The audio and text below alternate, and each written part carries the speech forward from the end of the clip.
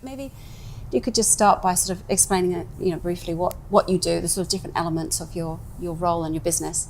Okay. Well, as a profession, I'm an interpreter, sign language interpreter, and I've been qualified for almost 25 years. And I got into it when I was a teenager.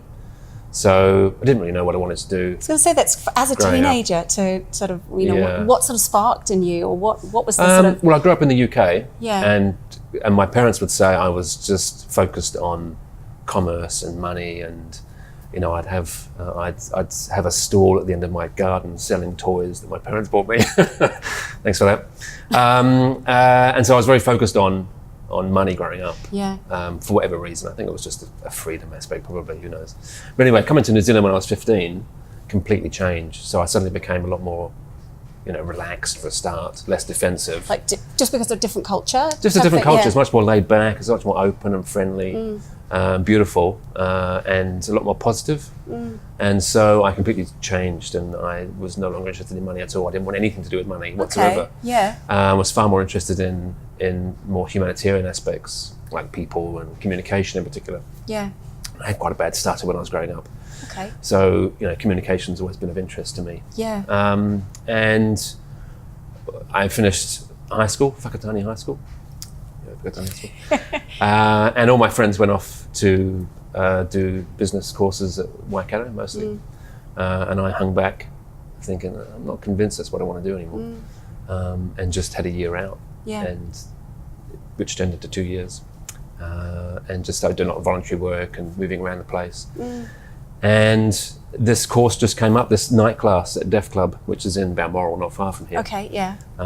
Doing sign language. And I'd seen it as a kid in the UK on TV, these very sort of severe looking guys in polo necks doing some sign language. I thought that would be interesting anyway, because I thought, well, it's a different community that I'm not aware of. Yeah. Let's see what's out there. Yeah. Not expecting it to go anywhere, and just completely fell in love with the language to start with.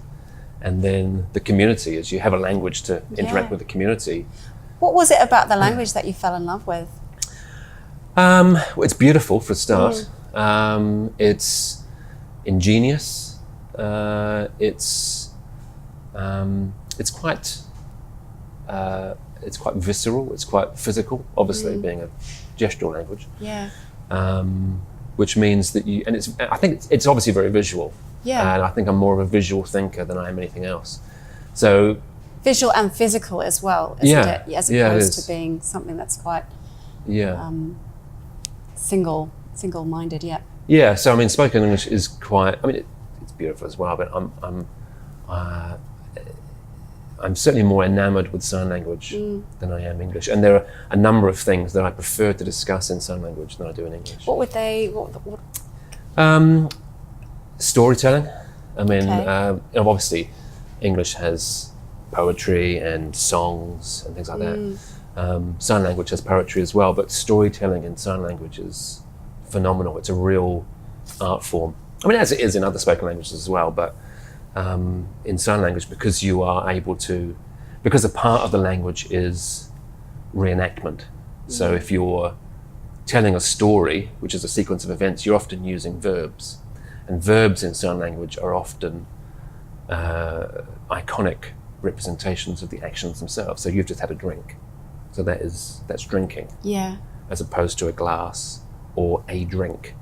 Okay. Drinking is actually a specific movement. Yes. And so when you're storytelling, it's very easy to visualize, obviously, because you'll be giving a visual form, but it's really easy to engage with the story and the storyteller. And so as a student of this, one of the benefits of sign language night classes is that you can pick up the basics very quickly.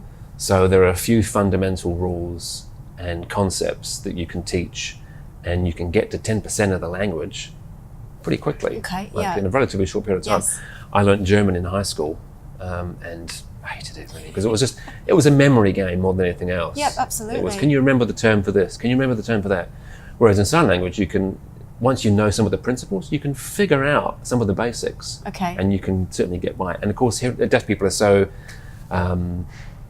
attuned to living in a hearing world that any effort that you make to try and describe yourself, deaf people are so skilled at being able to interpret that into meaning, Okay. that you can go quite far quite quickly, which is good for a night class, because you don't want to get to the end of a night class and think, oh great, I can just about ask where the bus stop is. Yes. And I say, okay.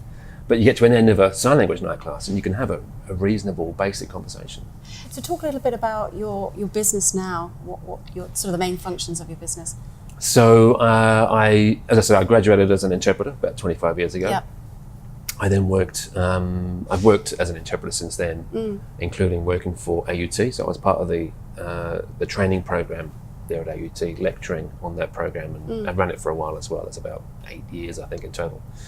But there was a sort of a gap in the actual market, if you like, for interpreters once they graduated. Okay. There didn't seem to be a system that was supporting new graduates or matching people based on their skill to the complexity of the job required. Okay. Because interpreting is a complex task. It's not just mirroring what's being said or signed. There's a whole lot of other things that are going on, and sign language is incredibly diverse as a language because of historical oppression and the fact that for so few deaf people it's their mother tongue, right? Because Yes. the vast majority of deaf people, like 9 out of 10 deaf people, have hearing parents. So they're not born into a family that already has an accessible language they can use. Yep. So would that be diverse in the sense that all around New Zealand there's sort of like almost like dialects of sign language? Is that what you mean? There are dialects loosely based around the 2 or 3 schools that had deaf people in them. Because obviously back in the 50s and 60s and 70s there was no Skype.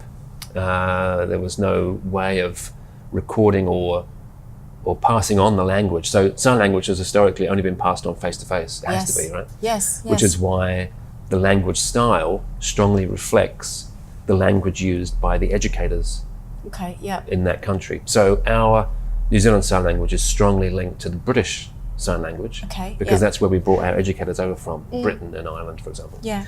Whereas America, even though the majority of the population use spoken English in America like we do in New Zealand Yeah. and England, their sign language is completely different because they brought their educators over from France. Okay. So French Sign Language and American Sign Language are very similar, the same family. That's interesting. Yeah.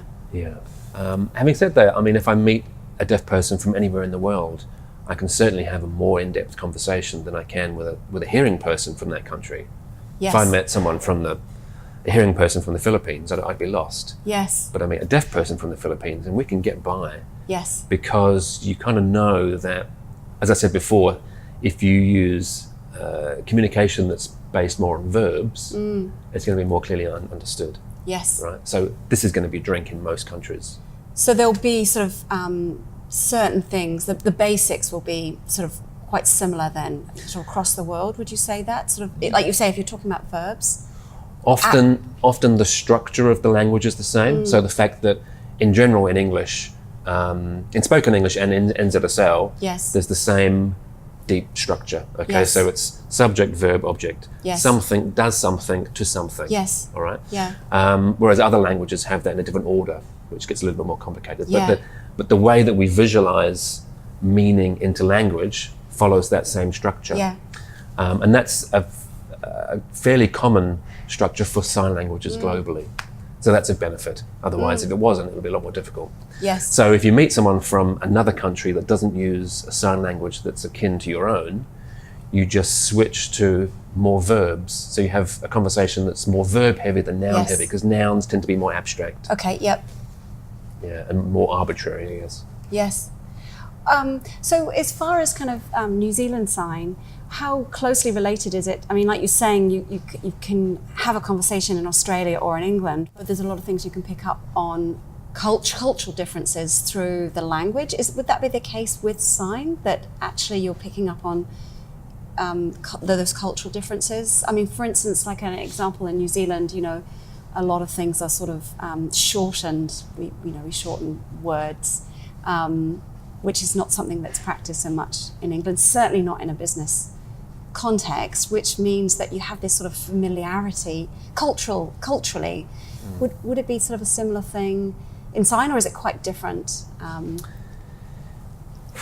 Well, I think there is no deaf country, all right. So there's no deaf community that exists purely by itself. There have been some historical attempts at setting up deaf villages or towns or communities. Yeah. But in general, you've got a minority deaf community in a non-deaf or hearing Yes. major culture. Yeah. So inevitably, some of those generally shared traits are going to filter in probably to all the communities that exist in that country. So there'll be a huge number of ethnic groups in New Zealand who may well say that their culture has been influenced by the broader New Zealand culture, because it's inevitable, that's where you live. Yeah. But I don't think there are such fine, sort of almost like sort of subcultural nuances within the deaf community, because it's based around a model of more familiarity, I think. So in the deaf community, certainly in New Zealand, pretty much everyone knows everyone else. So you're not going into a business meeting trying to impress strangers. Okay. You're going into a business meeting, if it's with other deaf people, that you probably play basketball with on the weekend, or that you grew up with in school. Yeah. And so the airs that you put on, or the register that you use, is likely to be more familiar than it would be in a hearing environment.